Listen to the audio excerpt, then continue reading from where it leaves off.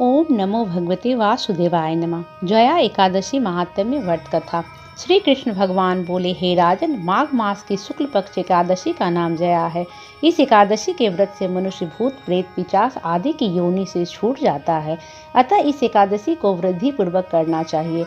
हे राजन, मैं एक पौराणिक कथा कहता हूँ, उसे सुनिए। एक समय इंद्र स्वर्गलोक में राज्य करता था। वहाँ अमृत का पान कर नंदवन में अप्सराओं के साथ आनंद पूर्वक क्रीड़ा करता था। एक समय इंद्र अपनी इच्छानुसार अप्सराओं के साथ रमन कर रहा था। उस जगह गंधर्व गान कर रहे थे।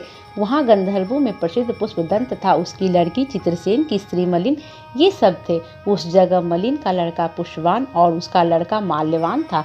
उस समय पुष्पवती नामक एक गंधर्व लड़की माल्यवान को देखकर उस पर मोहित हो गई और काम बाण से चलायमान होने लगी। उसने अपने रूप, सौंदर्य, हाव भाव आदि के द्वारा माल्यवान को वश में कर लिया। हे राजर्षि, वह पुष्पवती अत्यंत सुंदर थी। उसके लक्षण अत्यंत सुंदर थे। पुष्पवती की ऐसी सुंदरता को देखकर माल्यवान भी उसके ऊपर मोहित हो गया। अतः ये दोनों कामदेव के वश में हो गए। परंतु फिर भी इंद्र के बुलाने पर नाच गाने के लिए जाना पड़ा और अप्सराओं के साथ अपना गान शुरू किया।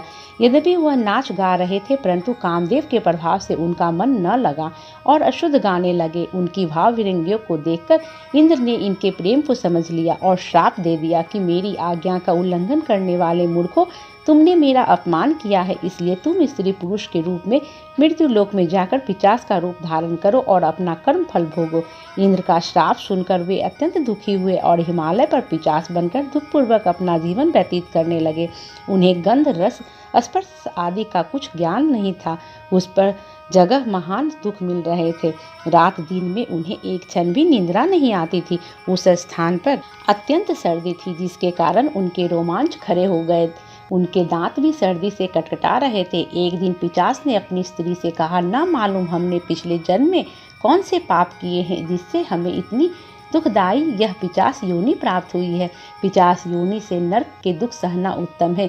इसी प्रकार अनेक विचारों को करते हुए अपना दिन व्यतीत करने लगे। दैव योग से एक दिन माघ मास के शुक्ल पक्ष की जया नाम की एकादशी आई। उस दिन इन दोनों ने कुछ भी भोजन न किया और न कोई पाप कर्म ही किया। उस दिन केवल फल फूल खाकर दिन व्यतीत किया और महान दुख के साथ पीपल के वृक्ष के नीचे बैठ गए। उस समय सूर्य नारायण अस्ताचल होके जा रहे थे। वह रात्रि इन दोनों ने एक दूसरे से सटकर बड़ी कठिनता से काटी। दूसरे दिन प्रातःकाल होते हुए ही भगवान के प्रभाव से इनकी देह छूट गई और अत्यंत सुंदर अप्सरा और गंधर्व की देह धारण करके तथा सुंदर वस्त्रों तथा आभूषण से अलंकृत होकर स्वर्ग लोक को चले गए। उस समय आकाश में देवगण तथा गंधर्व उनकी स्तुति करने लगे।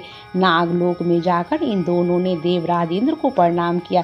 इंद्र को भी इनका अपने प्रथम रूप में देखकर महान आश्चर्य हुआ और इनसे पूछने लगे कि तुमने अपने पिशाच देह से किस प्रकार छुटकारा पाया, सो सब कहो। इस पर माल्यवान बोले कि हे देवेंद्र, भगवान विष्णु के प्रभाव तथा जया एकादशी के व्रत के पुण्य से हमारी पिशाच योनि छूटी है। इंद्र बोले, हे माल्यवान, एकादशी व्रत करने से तथा विष्णु के प्रभाव से तुम लोग पिशाच की देह को छोड़कर पवित्र हो गए हो और हम लोगों के भी वंदनीय हो गए हो, क्योंकि शिव तथा विष्णु भक्त हम लोगों के वंदना करने योग्य है। अतः आप धन्य है, धन्य है। अब तुम पुष्पवती के साथ जाकर विहार करो। हे युधिष्ठिर, इस जया एकादशी के व्रत करने से समस्त कुयोनि नष्ट हो जाती है। जिस मनुष्य ने इस एकादशी का व्रत किया है, उसने मानो सब तप यज्ञ दान किए हैं। जो मनुष्य भक्ति पूर्वक जया एकादशी व्रत करते हैं, वे अवश्य ही सहस्त्र वर्ष तक स्वर्ग में निवास करते हैं। प्रेम से बोलिए विष्णु भगवान की जय।